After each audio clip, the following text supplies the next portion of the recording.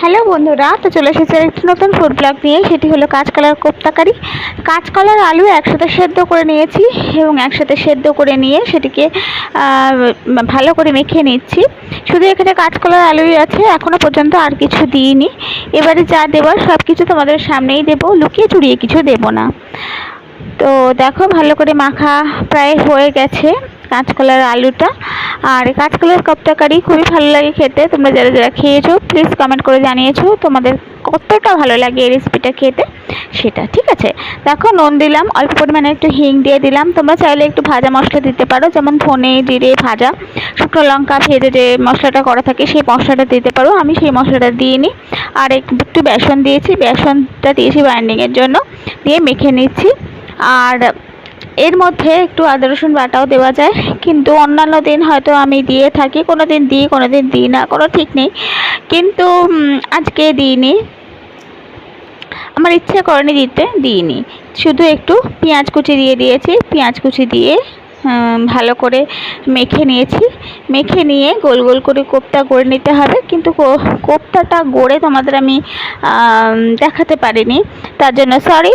তো তোমরা এটা আশা করি যারা যারা মানে পারো, রান্না রেগুলার করো, তারা এটা করে নিতে পারবে, অসুবিধা হবে না। আর কাঁচকলার কোপ্তা কারি বানানোটা এমন কিছু একটা টাফ ব্যাপার না যে কেউ বানাতে পারবে না, সবাই এটা বানাতে পারে, ঠিক আছে। তো আমার ভালো লেগেছে রেসিপিটি এবং এটা আমার খেতেও খুব ভালো লাগে, তাই জন্য তোমাদের সাথে আমি এটা শেয়ার করেছি।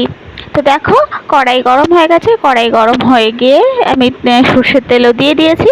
এবার সর্ষের তেলটা একটু গরম হলে একটা একটা করে কোপ্তা দিয়ে দেবো, একটা একটা করে কোপ্তা দিয়ে আমি ভেজে নেবো। তোমরা আশা করি দেখতে পাচ্ছ যে কোপ্তাটা আমি দিয়েছি।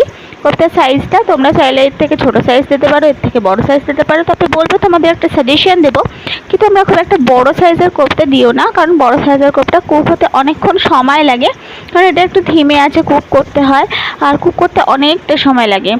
আর ভেতরটা কুক নাও হতে পারে ঠিক করে। তবে যতটা কোপ্তার সাইজটা ছোটো করতে পারবে ততটাই ভালো। আমি একটু মিডিয়াম সাইজ রেখেছি। মিডিয়াম সাইজে আমি কোপ্তাগুলো দেখো লাল লাল করে ভেজে নিয়েছি। এবার ভাজা প্রায় হয়ে গেছে কোপ্তা।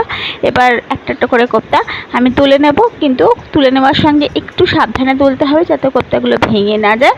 তোমরা একটু শক্ত করে কোপ্তাগুলো ভাজবে, কারণ সব কোপ্তাগুলো যখন ঝোলের মধ্যে পড়বে না, তখন কোপ্তাগুলো খুবই নরম হয়ে যাবে। তোমরা যদি নরম করে ভাজো, তাহলে ঝোলের মধ্যে যখন কোপ্তাগুলো তোমরা দেবে, তখন কোপ্তাগুলো ফেটে যেতে পারে এবং কোপ্তাগুলো সেই ঝোলের সাথে মিশে যেতে পারে। তার ফলে কোপ্তা কারিটা করা মানে পুরো খাটনিটাই বেকার হয়ে যাবে। তোমাদের খেতে তো ভালোই লাগবে না, যাদের খাওয়াবে তাদেরও ভালো লাগবে না।